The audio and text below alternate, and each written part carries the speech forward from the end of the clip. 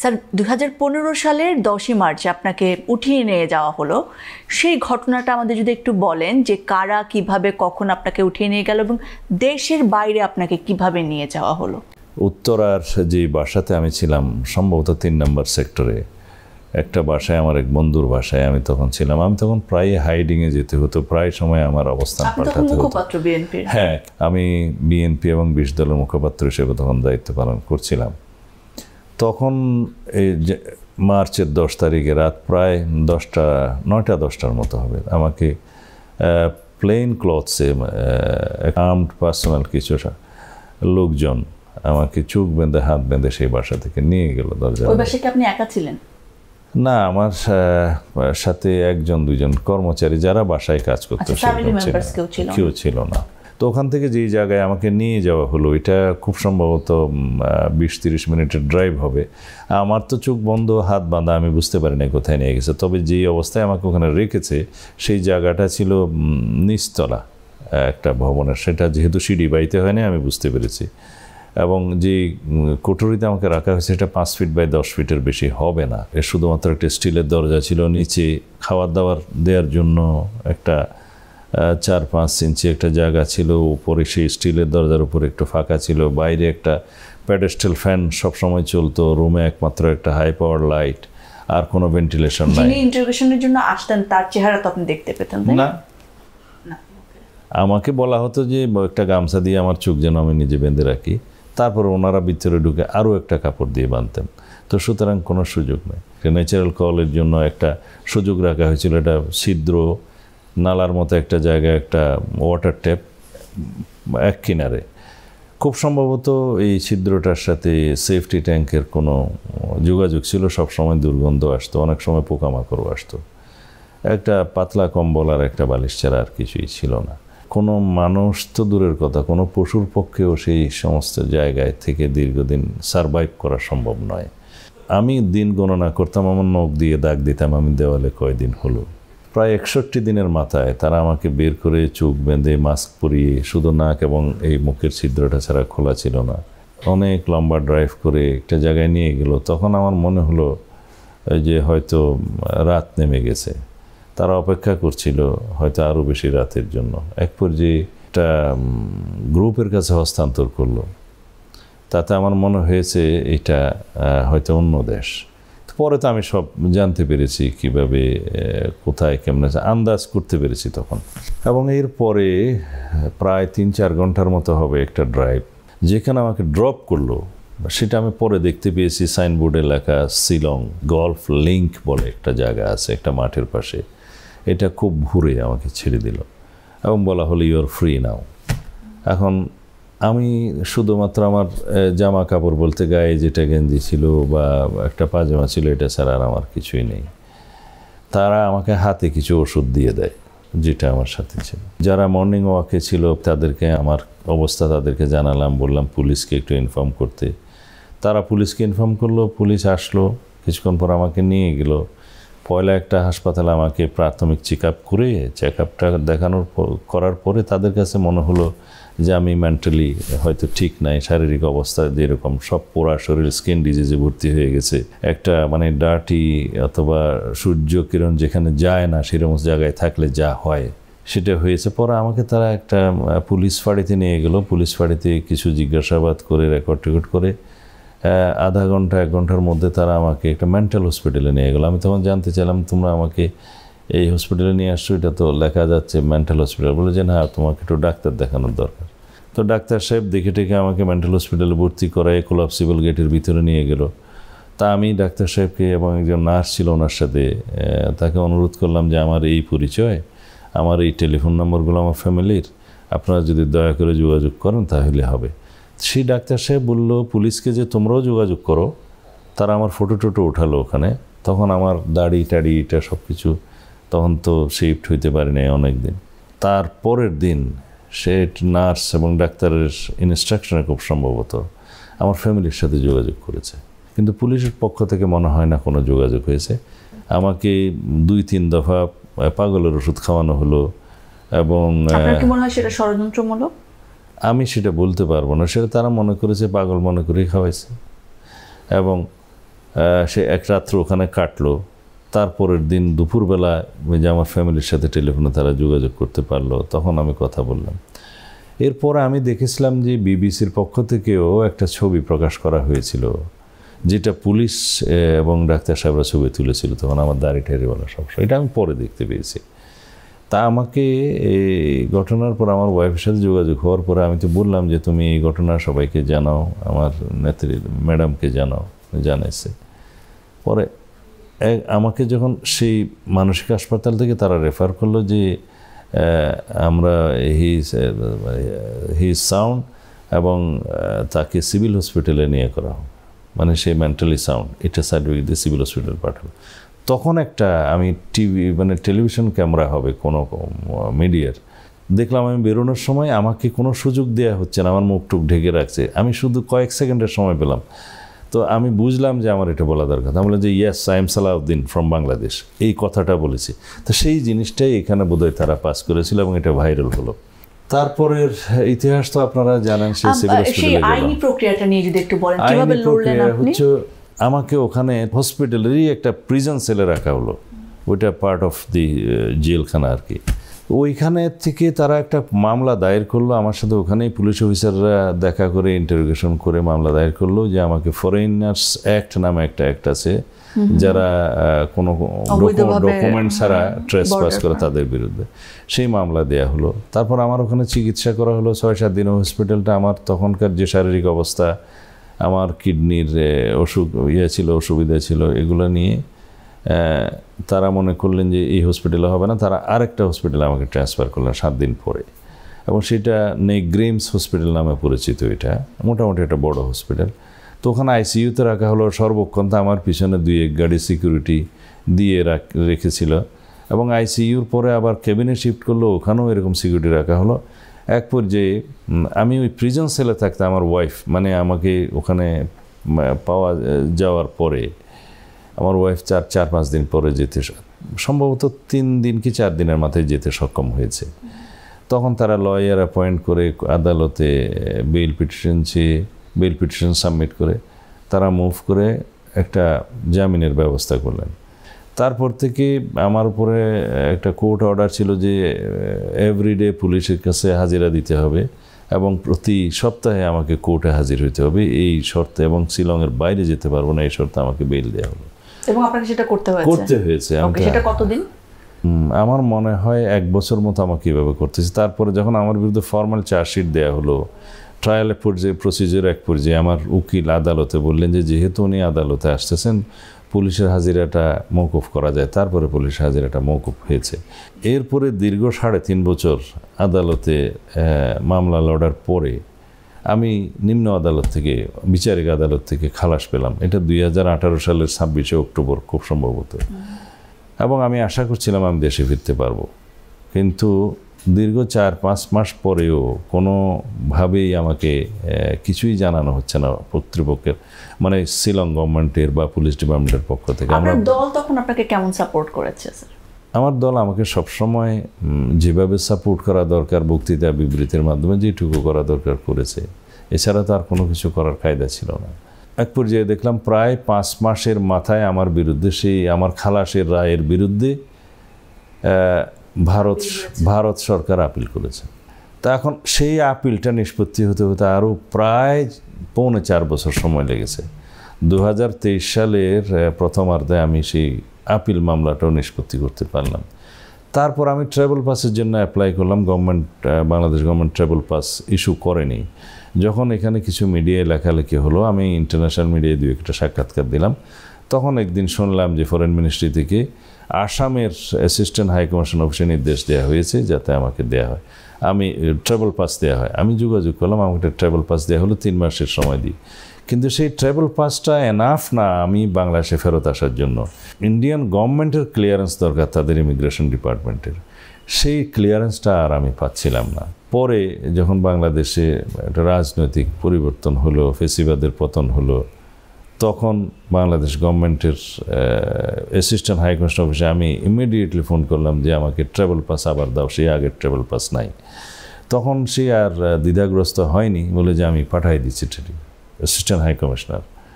তো ট্রাভেল পাসটা আমাকে হোয়াটসঅ্যাপে দিয়ে দিয়েছে, আগের ট্রাভেল পাসটা অনুসরণ করে। তখন আমি ভারত সরকারের আমাদের যে শিলং অর্থাৎ মেঘালয় রাজ্য সরকারের মাধ্যমে ইমিডিয়েটলি এটা আবার পার্সু করি, যাতে আমাকে কোর্ট অর্ডার অনুযায়ী, কোর্টের অর্ডার করেছিল যে স্যান্ড হিম ব্যাক।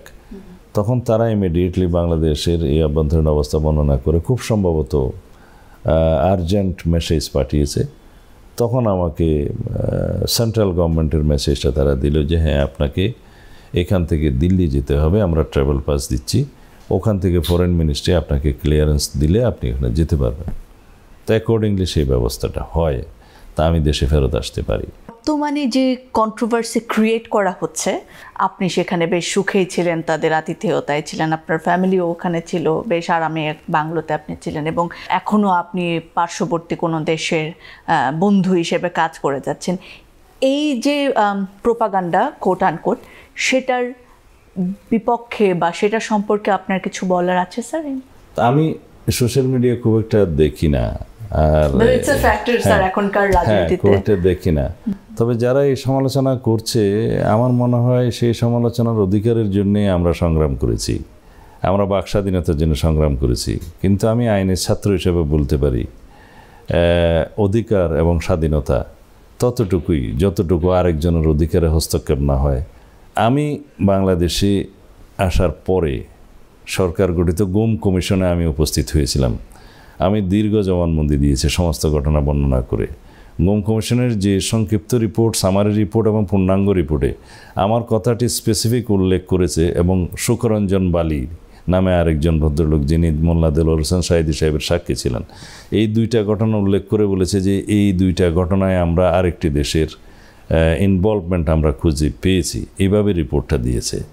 আমি সেই দিনই টিভি সাক্ষাৎকারে বলেছিলাম, ওখানে দাঁড়িয়েই, গুম কমিশনের অঙ্গনে দাঁড়িয়েই আমি বলেছিলাম যে আমি মনে করি না এই গুম কমিশনের তদন্ত করার খুব একটা বেশি সুযোগ আছে, সেই জন্য আমি আন্তর্জাতিক অপরাধ আদালতে মামলা করব, এবং মামলাটা এমনভাবে করব যাতে মামলায় আমি মেরিট থাকে এবং এটা আমার পক্ষে আসে, সেভাবেই তো আমাকে মামলাটা করতে হবে। গণতান্ত্রিক সংগ্রামে আমার এবং আমার পরিবারের যে ত্যাগ এবং সংগ্রাম, সেটা তো আমাকে দ্বিতীয়বার পরীক্ষা দিয়ে জাতির সামনে উপস্থাপন করতে হবে না। এই দেশে শক্তিশালী গণতান্ত্রিক রাষ্ট্র বিনির্মাণের জন্য যে রাষ্ট্র কাঠামো সংস্কার দরকার, সেই পক্ষে আমি কথা বলেছি। আমরা সংস্কারের কথা বলছি, আমরা ফেসিবাদী এই মানবতা বিরোধী অপরাধের যারা দায়ী তাদের বিচারের জন্য কথা বলছি, আমরা বাংলাদেশে একটি সুষ্ঠু গণতান্ত্রিক নির্বাচনের কথা বলছি। এই কথাগুলো বলার জন্য যদি কেউ আমাকে বিপক্ষ মনে করে এবং অন্য দেশের চর মনে করে, ভালো। বর্তমান সময়ে যখন মানে রাষ্ট্র কাঠামো সংস্কার নিয়ে কথা হয়, বারবার বলা হয় যে বিভিন্ন জায়গায় ফ্যাসিবাদের দোসর রয়ে গেছে, এবং সেই জায়গায় প্রশাসনিক কাঠামোতে যারা ছিলেন, আপনি নিশ্চয়ই স্বীকার করবেন যে গত 15 বছরে যারা আমলা ছিলেন, যারা প্রশাসনে ছিলেন, তারা নানাভাবে ব্যবহৃত হয়েছেন, কিংবা তারা ইচ্ছায় হোক অনিচ্ছায় হোক ব্যবহৃত হয়েছেন। সেই জায়গায় সচিবালয়ে এখনও আমরা দেখছি এক ধরনের আন্দোলন হচ্ছে। এটা নিয়ে আসলে আপনি কি বলবেন, যে আমলাদের রাজনীতির সাথে জড়িত থাকা, কিংবা অনেকেই বলেন যে একেবারেই ছাঁটাই করে নতুনভাবে গঠন করা, এই বিষয়গুলো নিয়ে আপনার মতবাদ কি, রাজনীতি এবং আমলাতন্ত্র? আমরা প্রথম থেকেই সরকারকে অনুরোধ করেছিলাম লিখিতভাবে সাক্ষাৎ করে, যে প্রশাসনে, পুলিশ বিভাগে এবং বিচার বিভাগে সহ অন্যান্য প্রতিষ্ঠানে যারা ফেসিবাদের দোসররা বসে আছে, বিগত পতিত ফেসিবাদ কর্তৃক যারা নিয়োগকৃত, যারা ফেসিবাদকে দীর্ঘায়িত করার জন্য কাজ করেছে এবং ফেসিবাদের পক্ষে বিভিন্ন রকম ভূমিকা নিয়েছে, তাদেরকে আপনি বিদায় করুন। আমরা অনুরোধ করেছিলাম তাদের পরিবর্তে পরীক্ষিত যারা বঞ্চিত তাদেরকে নিয়ে আসুন, কিন্তু সরকার আমাদের সেই কথা শুনেনি। আমি একটা উদাহরণ দিই। পতিত ফেসিবাদের সরকার কর্তৃক নিয়োগকৃত ক্যাবিনেট সচিবকে 2 মাস 5 দিন লেগেছে তারা অপসারণ করতে। এটা অপসারণও নয়, স্বাভাবিক প্রক্রিয়ায় সে অবসর গ্রহণ করেছে। এই 2 মাস 5 দিনকে এই সরকারের পক্ষে কাজ করেছিল সে। জুডিশিয়ারি সহ প্রশাসন সহ সর্বত্র এখনও পর্যন্ত পতিত ফেসিবাদের দোসররা বসে আছে। এমনকি প্রধান উপদেষ্টাকে আমরা এইটুকুই বলেছি, এইভাবেই বলেছি যে আপনার উপদেষ্টা পরিষদে পতিত ফেসিবাদের দোসরদেরকে নিয়োগ দেওয়া হয়েছে। আমরা নাম গ্রাম সহ বলেছি। আমি কারোর নাম এখানে উল্লেখ করে তাকে বিব্রত করব না, সেটা উচিত হবে না, কিন্তু আমরা নাম গ্রাম সহ তাদেরকে দিয়েছি। এরকম কয়েকজন আছে, এবং যারা গণতান্ত্রিক আন্দোলন সংগ্রামে কোনো অবদান নেই, যারা 17 বছর 20 বছর বিদেশে ছিল, তাদেরকে এখন আবার নিয়ে এসে নিয়োগ করা হয়েছে। এটা উপদেষ্টা পরিষদের কথা বলছি। তারা এই সরকারকে ভুল বুঝিয়ে, প্রধান উপদেষ্টাকে ভুল বুঝিয়ে জাতির মধ্যে একটা বিভেদ সৃষ্টি করার পায়তারা করছে। 25 জন প্রধান উপদেষ্টাকে নিরপেক্ষ এবং ঠিক ভাবছেন, তাকে ভুল বোঝানো হচ্ছে, মানে যেমনটা আগে হাসিনাকে ভুল বোঝানো হতো। প্রধান উপদেষ্টাকে আমরা এখনো মনে করি তিনি বিশ্ববরেণ্য ব্যক্তিত্ব, তিনি তার সম্মান অক্ষুণ্ণ রাখতে পারবে কিনা আমার সন্দেহ উদয় হচ্ছে এখন আমাদের।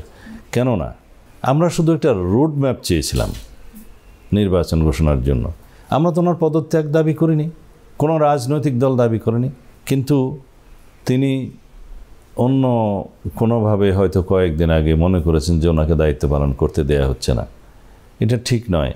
আমরা এই সরকারকে সবসময় সহযোগিতা করে আসছি এবং আমরা সহযোগিতা অব্যাহত রাখব। তবে এখন শর্ত হচ্ছে তিনি যদি রোড ম্যাপ ঘোষণা না করেন, তাহলে আমাদের সহযোগিতা অব্যাহত রাখা কঠিন হবে।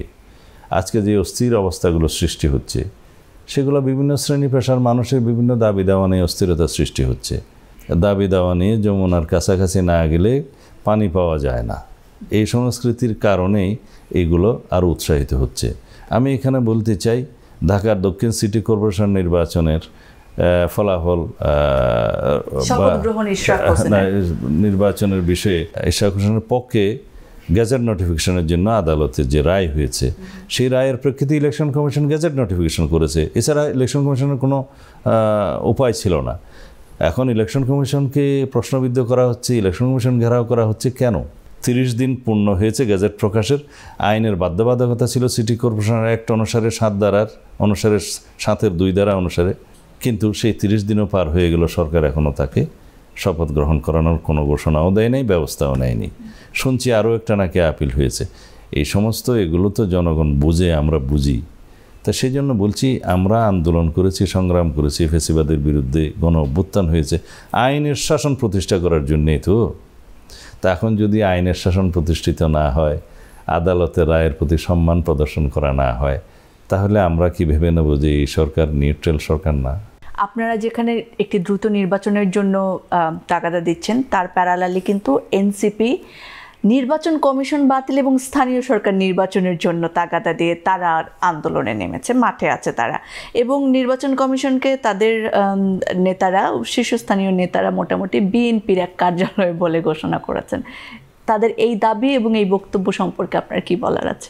হ্যাঁ, আমি শুনেছি একটি নতুন গঠিত একটি দল, যাদের এখনও পর্যন্ত রাজনৈতিক দল হিসাবে নির্বাচন কমিশনের রেজিস্ট্রেশনও নাই, একটা নতুন রাজনৈতিক দল হিসাবে আমরা তাদের সাফল্য কামনা করি, তাদেরকে আমরা স্বাগতম জানিয়েছি। এখনও পর্যন্ত সেই অভিজ্ঞতা না থাকার কারণে রাজনৈতিক অঙ্গনে তারা এমন কিছু কর্মসূচি নিচ্ছে যেগুলো নেওয়া উচিত নয়। যেমন এই নির্বাচন কমিশন গঠিত হয়েছে বিদ্যমান আইনে সার্চ কমিটি গঠনের মধ্য দিয়ে, যে সার্চ কমিটির কাছে সকল রাজনৈতিক দল তাদের তালিকা দিয়েছে, আমরাও দিয়েছি। সরকার একটা নির্ধারিত পদ্ধতি অনুসরণ করে সেই নির্বাচন কমিশন গঠন করেছে, যার পরে প্রত্যেক দল থেকে মোটামুটি স্বাগতম জানানো হয়েছে, না হলেও কেউ সমালোচনা করেনি। এবং এই নির্বাচন কমিশন কোনো নির্বাচন পরিচালনা করেনি যে তাদের কোনো পরীক্ষা হয়েছে তারা নিরপেক্ষ কিনা। এই নির্বাচন কমিশনের কাজই ছিল আদালতের রায় অনুযায়ী ইশরাক হোসেনের পক্ষে গেজেট নোটিফিকেশন করা, সেটা তারা করেছে। তাতেই তারা মনে করেছে এটা বিএনপির পক্ষে গেছে, এটা নিরপেক্ষতা ক্ষুণ্ণ হয়েছে। এটা কোনো যুক্তি হতে পারে না। তারা কয়েকজন উপদেষ্টাকেও বিএনপিপন্থী মনে করে তাদের পদত্যাগ চায়। তারা এটা চাইতেই পারে, তাদের এটা স্বাধীনতা আছে বক্তব্য দেওয়ার, কিন্তু তার পক্ষে যুক্তি থাকতে হবে।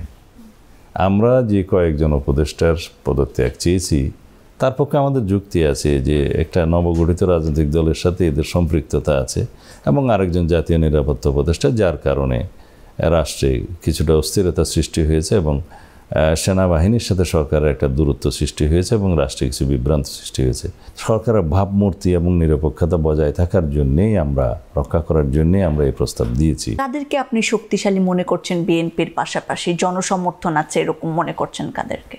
রাজনৈতিক ময়দানে সকল গণতান্ত্রিক রাজনৈতিক দল তারা নির্বাচনের সময় পরস্পরের প্রতিদ্বন্দ্বী।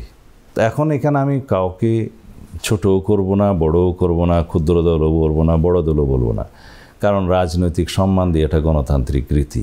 আমরা যেন এই কালচারের চর্চা করি, এই সংস্কৃতির চর্চা যত বেশি হবে। কিন্তু আপনি যত সোবার ভাবে বলছেন, আপনার দলের অনেকেই কিন্তু অত সোবার ভাবে বলেন না, নানা ধরনের হুমকি, নানা ধরনের কথা কিন্তু তারা বলেন এবং সমন্বয়হীনতার একটা আভাস কিন্তু পাওয়া যায় আপনাদের অনেক নেতা কর্মীদের কথার মধ্যে। সেটা নিয়ে কি বলবেন স্যার? বুঝেছি আমি।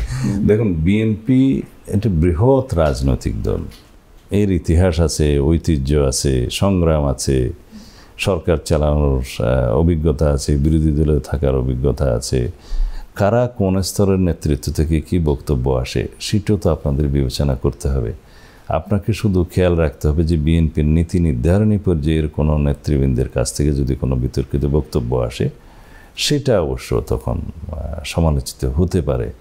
তার মানুষের সকল সময় সকল বক্তব্য হয়তো সচেতনভাবে দেয় না, অনেক সময় অনেক কথা যেটা বলা উচিত নয় হয়তো বলা হয়ে যায়, তবে সেটা সংশোধন করাই হচ্ছে উত্তম পন্থা।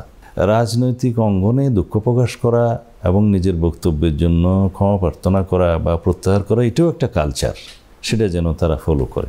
আমরাও সেটাই চাই। জনাব তারেক রহমান বিএনপির ভারপ্রাপ্ত চেয়ারম্যান, তিনি দেশে আসার জন্য নিশ্চয়ই সকলে উদ্গ্রীব হয়ে আছেন। আমি বিশেষ করে আপনারাও। তার দেশে আসার প্রক্রিয়া কতদূর? তিনি অবশ্যই আমাদের মাঝে খুব শিগগিরই ফেরত আসবেন।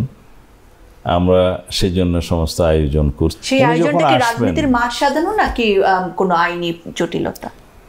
এখানে আইনি প্রক্রিয়া খুব একটা বেশি বাকি নেই, তবে ওনার নিরাপত্তার বিষয়টা আমরা খুব গভীরভাবে খেয়াল করছি এবং সেটা আমাদের সাজানো খুব বেশি দরকার হয়ে গেছে। তো ওনার বাসস্থান, ওনার অফিস, ওনার নিরাপত্তা ব্যবস্থা সব কিছু আমরা এমনভাবে করার চেষ্টা করছি যাতে তিনি এই দেশে আসার পরে কোনো রকমের কোনো অসুবিধার সৃষ্টি না হয়। আর ওনার এই দেশে আগমনটা হবে বাংলাদেশের ইতিহাসে সবচাইতে বর্ণাঢ্য আগমন এবং ইতিহাসে অনন্য। সেটা কেমন?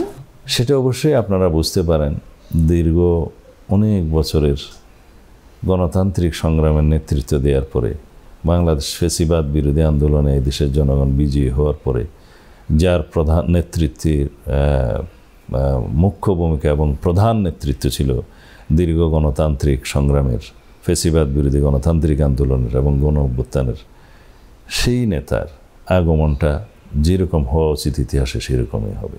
আপনার কি মনে হয় কিনা যে বৃহৎ অর্থে বিএনপি বাংলাদেশের যে সাধারণ তরুণ সমাজে রয়েছে, যারা হয়তো রাজনীতিতে সরাসরি ইনভলভ না কিন্তু দেশ নিয়ে সচেতন, তাদের স্বপ্ন বা আকাঙ্ক্ষাকে ধারণ করতে পারে কি পারে না? আপনার কি মনে হয় স্যার?